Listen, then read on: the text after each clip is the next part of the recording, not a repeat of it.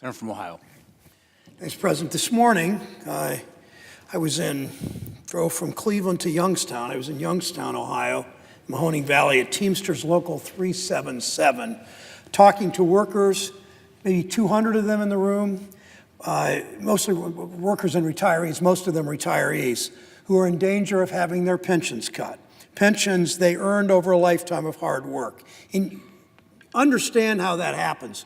When workers are at the bargaining table, whether it's Teamsters, whether it's electricians, whether it's steel workers, whether it's SEIU, when workers are at the bargaining table, they so often are willing to give up wages today in order to have a secure retirement in 5 years, 10 years, 20 years, 30 years. That's what these workers chose to do. They chose to give up wages, whether they work for Schweibel's in Youngstown, whether they work for Roadway over the road, whether they were working for any number of companies. They were willing at the bargaining table to give up higher wages today to have money to set aside that was then invested often in Wall Street. We'll get to that in a minute. It's bad enough that these workers and these pensions they earned over a lifetime hard work, it's bad enough that Wall Street squandered those workers' money. It's worse that the government that's supposed to look out for these workers simply isn't doing it. One of the retired workers, Ed Barker, told us, "We did our part. Now it's time for members of Congress to cross party lines and do theirs." If we truly value a hard day's work in this country, we talk a good game in this body about how we respect workers and respect their work, but I'm not sure we always live that. If we really value a hard day's work in this country, we start by keeping our promise to these hardworking Ohioans and West Virginians and Montanans and all over this country. We keep our promise to those hardworking people in our country, but we can't end there. That's just the beginning of what we need to do to ensure that hard work pays off for ordinary Americans. During his campaign, candidate Trump made a lot of promises, big promises to workers in Ohio. Some of his big rallies he had across our state, made big promises to workers in Ohio and across the country. He told them he'd put American workers first. Well, the White House today looks like a retreat for Wall Street executives. And many of the people the president's put in charge have a record of doing the opposite of putting American workers first.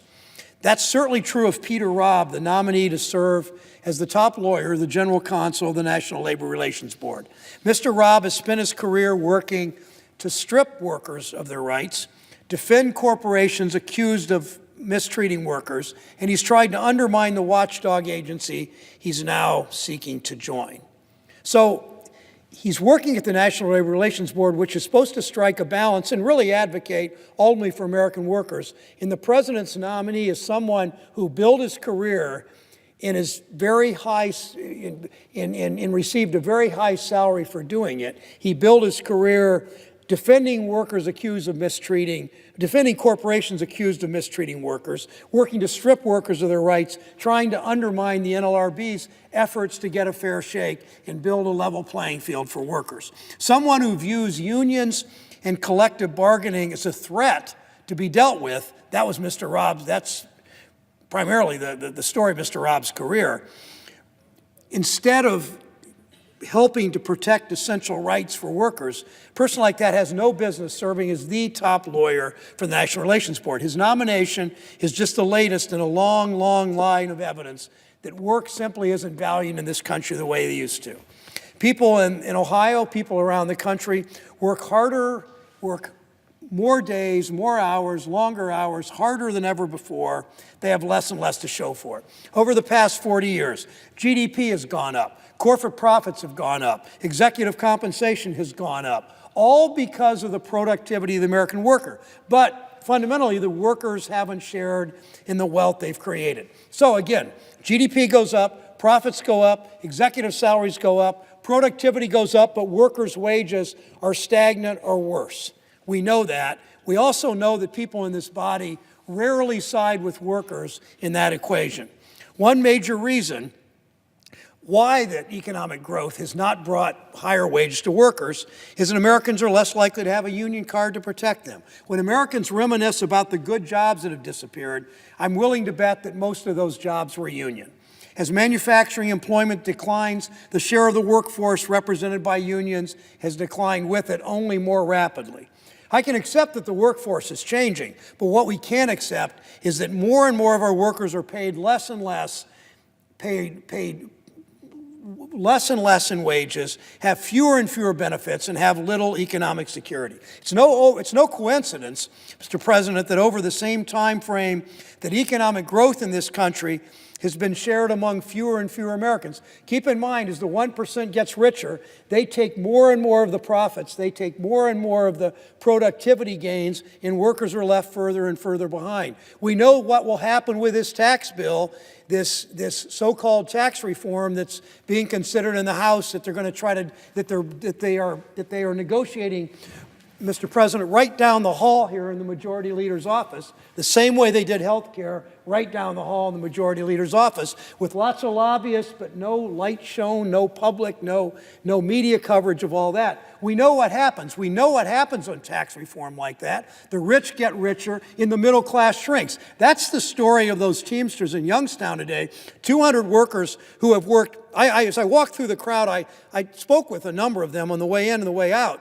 And I asked them how long they had driven a truck, and most of them had driven at least 30, some 40, a few 45 years. They've worked that hard. They gave up wages today so they'd have a pension in the future. Yet right now, because of Wall Street misfeasance and malfeasance in large part, and because government, people in this body don't have the guts to stand up for these workers, we know what's happened to their pensions. We know what's happened to their pensions if we don't step in and do the right thing come December this year. And we know the tax reform bill, again, written down the hall in the Majority Leader's office, the same thing.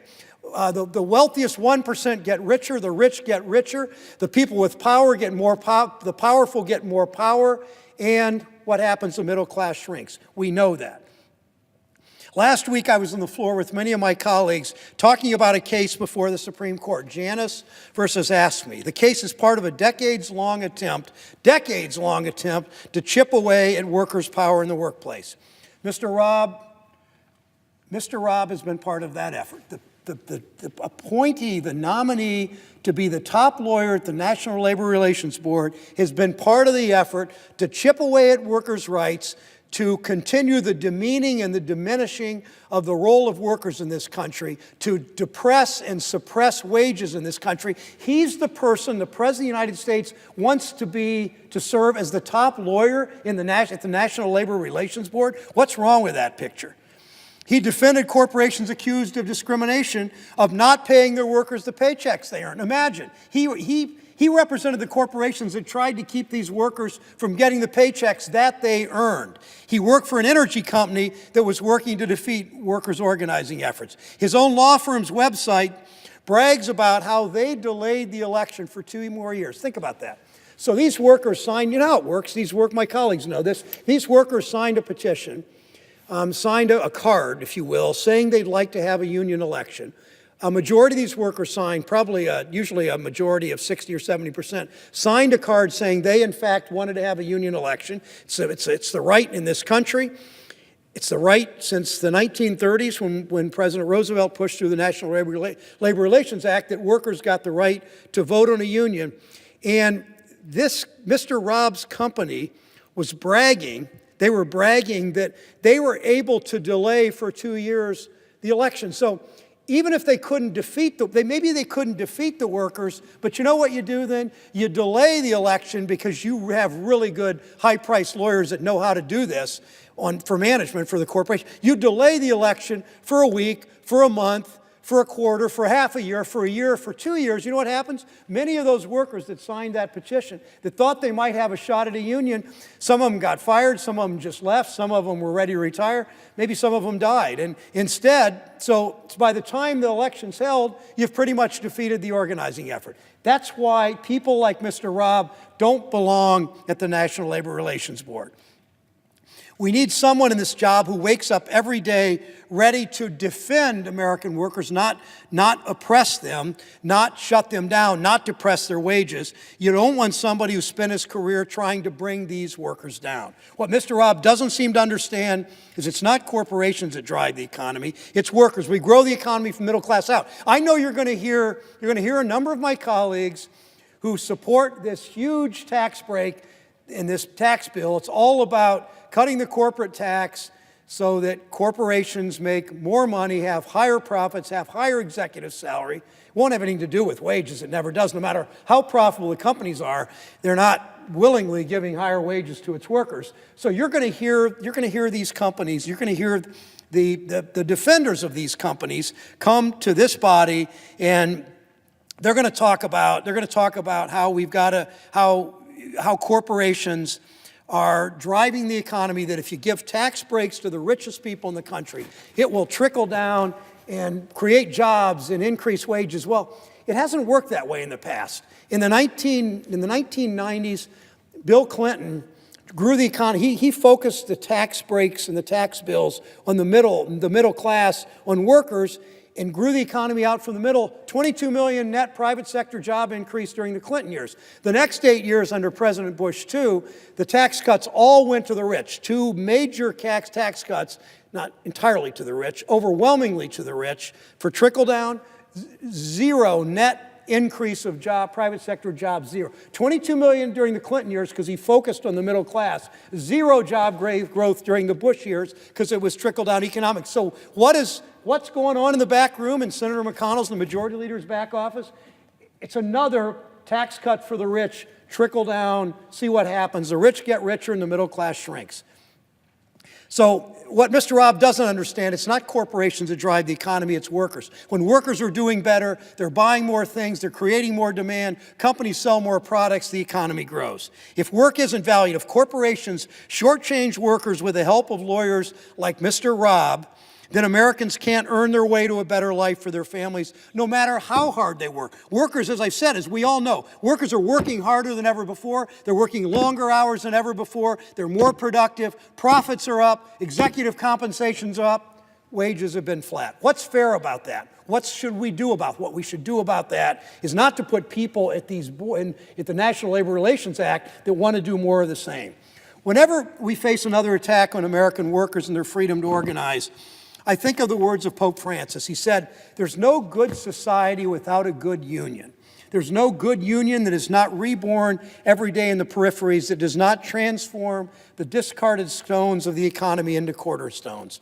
We need laws that reflect that reflect the dignity of every discarded stone, of every American working too many hours for too little pay. The last thing we need is another nominee who doesn't value work, another nominee who doesn't respect the Americans who do it, another nominee that always lines up on the side of the richest people in the country and always is working to take rights away from workers, to take wages away from workers, to take benefits away from workers. That's the story of Mr. Robb's work history in the private sector. Is that the kind of person you want representing workers, representing the American economy at the National Labor Relations Board?